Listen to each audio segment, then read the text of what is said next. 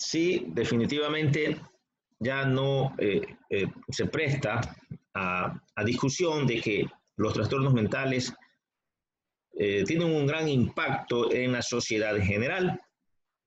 Allí mismo, por las aulas de la Facultad de Medicina, se formaron un par de licenciados en enfermería, que también fueron noticias, porque el padre enfermero pues terminó con la vida de sus dos pequeños hijos de una forma muy cruenta.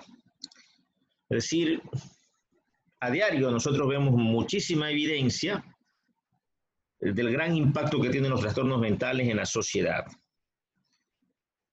Por otro lado, jóvenes, la evolución de la ciencia en general y particularmente de las neurociencias, sobre todo en esto que tiene que ver con la neuroimagen. Ahora ya podemos ver un cerebro funcionando. De la misma forma que vemos, por ejemplo, cuando existe la sensación de hambre en una resonancia magnética, qué áreas del cerebro están activadas y qué neurotransmisores están participando en esa sensación. Es decir, en la fisiología normal ya tenemos ahora muchísima evidencia de qué pasa en el cerebro en tal o cual función mental.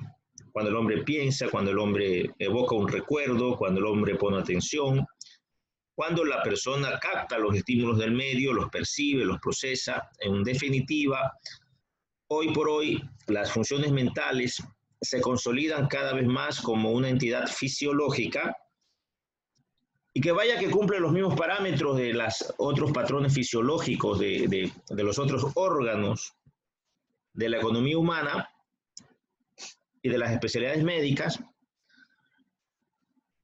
y que también, por supuesto, acontecen allí en las estructuras anatómicas del encéfalo, la presencia de un factor patógeno que rompe una constante fisiológica y que genera psicopatología. Es decir, signos y síntomas de enfermedad mental. A ver, estamos claros de que el curso de psiquiatría tiene 5 temas que lo vamos a alcanzar a ver ahora sí en este semestre. En el primer tema, introducción a anatomía, nosotros tenemos algunas cosas allí, esto que estamos hablando, de la introducción. Están las tareas con los videos que ustedes tienen que ver las primeras semanas y luego aplicar la tarea, ¿no? Que en esta ocasión es a través de un video corto, en donde ustedes demuestren que han aprendido algo, ¿no? Del tema que se trata. Y uno de esos es la historia de la psiquiatría. Es verdad que hubo una época que la psiquiatría se caracterizaba por ser empírica, definitivamente. Es decir, los médicos solucionaban los problemas de los trastornos mentales que se presentaban con situaciones que no tienen nada que ver con el ambiente semiológico y técnico. Por ejemplo, hubo una época en la psiquiatría que para calmar al paciente psiquiátrico, al psicótico, al loco, agitado, ¿verdad? Agresivo, pues se le inyectaba insulina y de esa manera bajaba la glicemia, el paciente se desmayaba y de esa manera era contenido, pero evidentemente el paciente luego se lo compensaba aplicando glucosa y finalmente el paciente seguía siendo el mismo sujeto agresivo, psicótico, y por tanto era un tratamiento que no resolvía el problema neuroquímico que subyace tras un trastorno psicótico. No teníamos medicina, luego en 1952 ocurre un hallazgo en donde se encuentra el primer fármaco, y de allí para acá, desde 1952 a la fecha, se ha desarrollado la psiquiatría científica. Y hoy por hoy contamos con un arsenal psicofarmacológico que nos permite, por supuesto, enfrentar los trastornos mentales desde el punto de vista científico, ¿no? Esto porque evidentemente hay muchos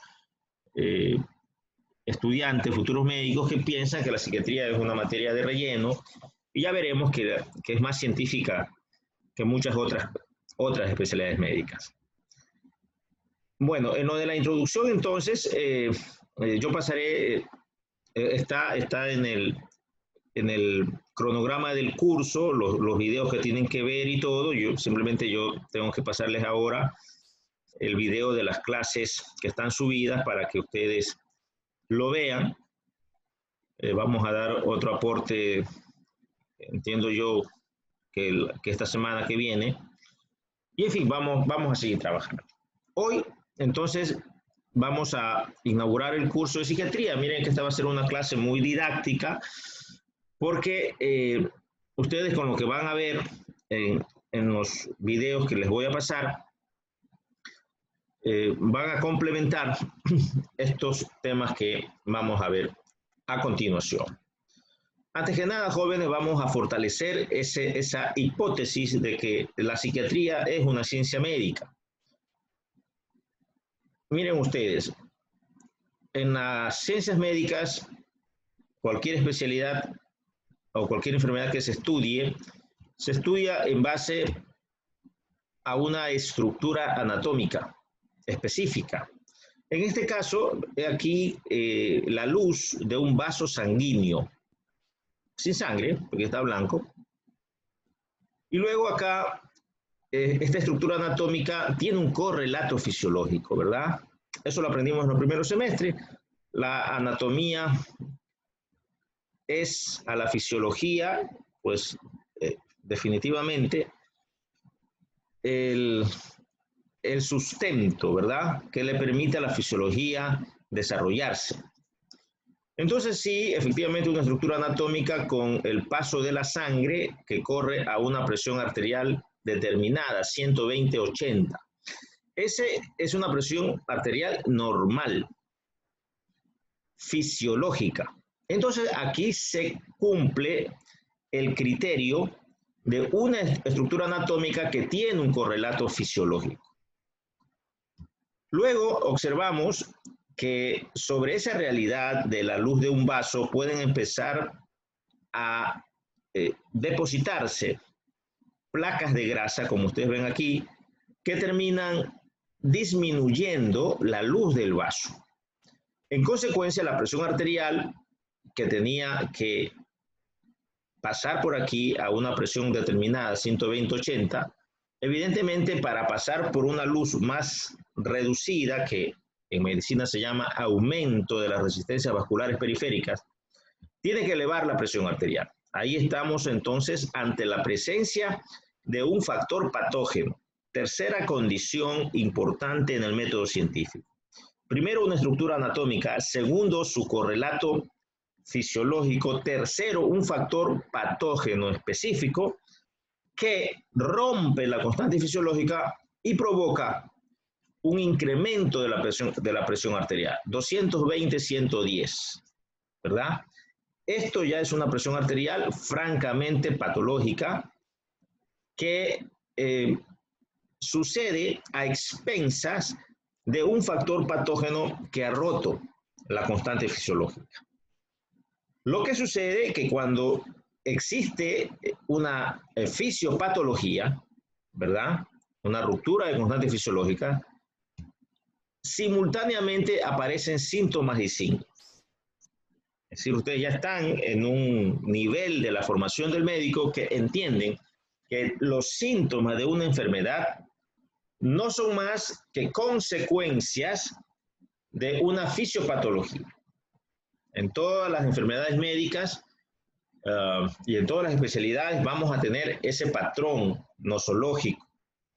Y así se estudia la medicina. Una estructura anatómica que tiene un correlato fisiológico que a expensas de un factor patógeno se altera, produce una fisiopatología que determina la presencia de síntomas y signos. Entonces el médico llega al paciente, le hace la historia clínica, lo evalúa y llega al diagnóstico. Hipertensión arterial es la culpable de esa cefalea intensa que está desesperado el paciente por ese síntoma. Entonces el médico, sabiendo que es una enfermedad que tiene tratamiento, busca en el arsenal de fármacos antihipertensivos alguno y escoge, por ejemplo, nifedipina. La nifedipina, que tiene un mecanismo de acción, es vasodilatador, ¿sí? Y en consecuencia está operando a este nivel donde está el defecto, donde está el factor patógeno rompiendo la constante fisiológica, ¿verdad? Entonces, la nifedipina está provocando una vasodilatación que lo que asegura es que otra vez se recupere la luz del vaso y que por tanto la presión arterial disminuya y como por arte de magia desaparecen los síntomas. Y el paciente ya aliviado dice, doctor, después de Dios es usted, gracias. Cuando lo que hemos hecho es simplemente tener un conocimiento formal de la realidad del método científico de medicina, diagnosticar y tratar. Es decir, conocer el mecanismo de acción de un medicamento que va a corregir el defecto fisiopatológico. Pues bien, jóvenes, esto que está acá, lo mismo nosotros tenemos en psiquiatría. Una estructura anatómica, aquí tenemos el tallo cerebral, el mesencéfalo, con un núcleo de sustancia gris, el área tegmental ventral, donde nacen neuronas que se están conectando con el núcleo accumbens del sistema límbico. Es decir, aquí se está estructurando una vía nerviosa, un circuito que posibilita la comunicación química entre el mesencéfalo y el sistema límbico, más específicamente entre el área tegmental ventral y el núcleo accumbens. Esta vía se la conoce como vía mesolímbica. Sabemos que en el área tegmental ventral se sintetiza dopamina, un neurotransmisor, y entonces vemos que la dopamina a través de esta vía llega al núcleo accumbens. Cuando se requiere dopamina a este nivel, el organismo permite a través de una estimulación de las células dopaminérgicas del área tegmental ventral, que sintetice dopamina, se libere y bueno, a través del circuito nervioso, viaje para cumplir su rol fisiológico. Pero evidentemente en una constante fisiológica, que la constante fisiológica aquí es meramente cuantitativa, meramente cuantitativa. Entonces, ¿qué tenemos aquí? Una estructura anatómica con un correlato fisiológico específico, que lo podemos ver acá mejor, ¿verdad? Ya en la intimidad de la célula nerviosa tenemos la sinapsis, una primera neurona, una segunda neurona. Vemos que efectivamente la dopamina está liberándose al espacio sináptico y luego se une a su receptor postsináptico, cumple su acción, transmite la información y luego, vean, es recapturado. Eso, la constante fisiológica, el ciclo vital de los neurotransmisores. Y vean ustedes, digamos, que esta foto nos enseña la cantidad de neurotransmisores que debe existir en la brecha sináptica para que sea considerado normal. Normal. Y entonces nosotros tenemos que en este caso la fisiología la determina una variable netamente cuantitativa. Las moléculas de dopamina exactas en su número en una sinapsis específica y en un circuito nervioso concreto para ejecutar sus acciones fisiológicas. Y todo va bien hasta que entra en escena, vean ustedes, una sustancia extraña a la sinapsis dopaminérgica. Como ustedes ven, esta es una molécula de cocaína y estamos viendo el mecanismo de acción de la cocaína. ¿Qué hace la cocaína en el cerebro? ¿Verdad? Bloquea los autorreceptores, estos que están acá, encargados de recapturar el neurotransmisor, y en consecuencia se produce, como ustedes ven aquí, un aumento en las concentraciones de dopamina en la brecha sináptica. Este aumento de dopamina, efectivamente, está rompiendo la constante fisiológica y en consecuencia va a haber un síntoma.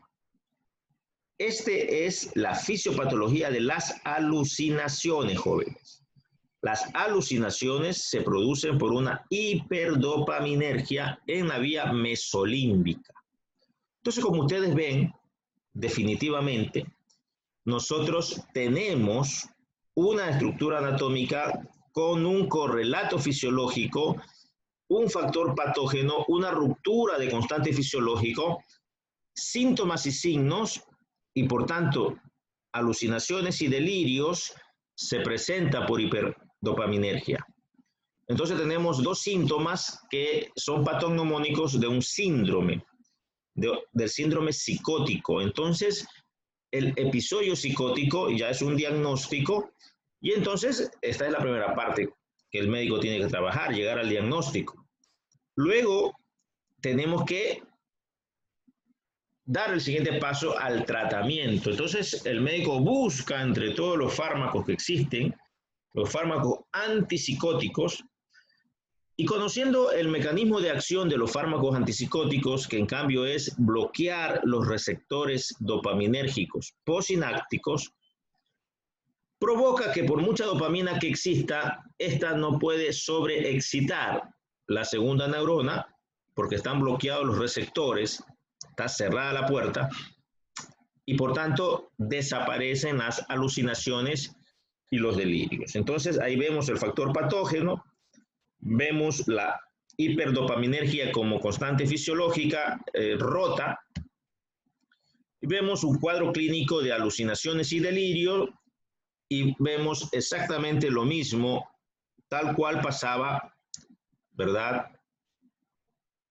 En el ejemplo anterior, tenemos un diagnóstico, un episodio psicótico a consecuencia del consumo de drogas o tóxico. Utilizamos risperidona, que es un fármaco antipsicótico que tiene un mecanismo de acción, es antagonista dopaminérgico y tiene su efecto terapéutico también, que es bloquear la dopamina y evidentemente la remisión ante este bloqueo de las alucinaciones y los delirios. Entonces, esto simplemente tiene la intención, al inaugurar el curso de psiquiatría, que ustedes identifiquen que lo que vamos a estudiar nosotros ya no es pues conjetura, ya no es como hace 50 años que decía, la psiquiatría no es ciencia. Hoy por hoy tenemos exactamente los mismos parámetros científicos que cualquier otra especialidad médica, en el sentido de un concepto de enfermedad, etiología, que se basa en la fisiopatología, epidemiología, tenemos la presentación de un cuadro clínico, un diagnóstico, incluso un diagnóstico diferencial, el tratamiento y hasta el curso y el pronóstico. Pues bien, nosotros vamos a estudiar las enfermedades mentales que son competencia del médico general. Esto porque además tenemos este texto que está dentro del currículum, en donde ustedes pueden allí consultar todo lo relacionado a los fenómenos de la neurobiología aplicada a las enfermedades mentales y los principios de farmacología que les van a servir en su vida profesional. De las cosas que tenemos que destacar, esto está explicado bastante bien en los videos, es que ustedes deben recordar dos fenómenos moleculares, celulares, que acontecen allí en la intimidad del núcleo celular. El uno, la transcripción génica y la traducción proteica. La transcripción génica, que no es más que la fotocopia de un segmento de nucleótidos del ADN que codifican tal o cual proteína. Entonces, la transcripción génica no es más que la síntesis del ARN mensajero que tiene pues la codificación de esa proteína que la célula ha requerido para su funcionamiento. Si la célula requiere la bomba de sodio y potasio, que es una proteína, pues hará que el factor de transcripción de esa proteína se active y que de esa manera, a través de la secuencia de nucleótidos que codifica esa proteína, ¿verdad?, se transcriba sintetizando el ARN mensajero. El ARN mensajero sale del núcleo, baja hasta el citoplasma, en donde en el aparato, en los ribosomas, ¿verdad?, del retículo endoplásmico rugoso, se traduce a proteína y finalmente se forma la molécula madura proteica que luego viaja a la membrana celular en el caso de la bomba de sodio y potasio para cumplir su acción, que es la de sacar sodio, ¿verdad?, que ha llegado a despolarizar la membrana celular. Entonces, igualmente tenemos que recordar entonces que el factor de transcripción se activa por fosforilación. La fosforilización es de una enzima proteína quinasa que asimismo está inactiva, pero que se activa para fosforilar al factor de transcripción que transcriba el ARN mensajero, y para que se active la proteína quinasa tiene que desradicalizarse, ¿no? Miren ustedes, la proteína quinasa libre tiene radicales que le impiden que fosforile al factor de transcripción. Los AMP cíclico, el AMP cíclico sintetizado de la adenilato ciclasa en la membrana celular, ¿verdad?, provoca que se eliminen los radicales libres, como ustedes ven acá, de la proteína quinasa, y por supuesto esta pueda fosforilar para que transcriba, ¿no? Todo este complejo mecanismo de segundo, tercero, cuarto, quinto mensajero. El segundo mensajero es el AMP cíclico, el primer mensajero es el neurotransmisor, ¿verdad? Tienen que unirse a su receptor. A su vez, aquí se une luego la proteína G, que excitadora, que provoca que la adenilato ciclasa sintetice el AMP cíclico. Entonces, miren, vean ustedes los famosos fenómenos del primer mensajero, neurotransmisor, segundo mensajero, el AMP cíclico, tercer mensajero, que es esta proteína quinasa ya activa, el cuarto mensajero, que es el factor de transcripción, el quinto mensajero, que es el ARN mensajero, ¿no? Entonces, esto también está bastante bien explicado. Además, debemos también estar claros que si el proceso debe detenerse porque se han cumplido las demandas fisiológicas, la célula tiene un sinnúmero de feedbacks que detienen este proceso, esta cascada en cualquier momento. Por ejemplo, en vez de activarse la proteína G excitadora, se activa la proteína G inhibidora, genera un potencial posináptico inhibitorio que inhibe a la adenilato ciclasa y esta ya no puede sintetizar segundo mensajero. Se puede incluso, si existen AMP cíclico en abundancia, un tercer elemento, una tercera proteína, una desfosfatasa, que le saca, ¿verdad?, que impide que los iones fósforo salgan para activar el factor de transcripción, ¿verdad? Por tanto, se produce una desfosforilación. O por último, ya en el núcleo celular, el propio factor de transcripción no es capaz de activar por un sinnúmero de enzimas que dependen del ADN que no se codifica para proteína. Es decir, un sinnúmero de elementos de regulación conforme las necesidades del organismo. Estamos viendo entonces esto, además, la importancia que tienen los sistemas de neurotransmisión para que el organismo disponga a libre demanda de las sustancias neurotransmisoras. Vamos a ver aquí cómo una molécula de serotonina se une a un heteroreceptor serotoninérgico, llamamos heteroreceptor, porque esta segunda neurona no es serotoninérgica, es glutamatérgica. Y entonces, a pesar de que es una neurona glutamatérgica, tiene un receptor serotoninérgico, esto se conoce como heteroreceptor, y el resultado es que se genera un potencial postsináptico excitatorio que provoca la liberación de glutamato.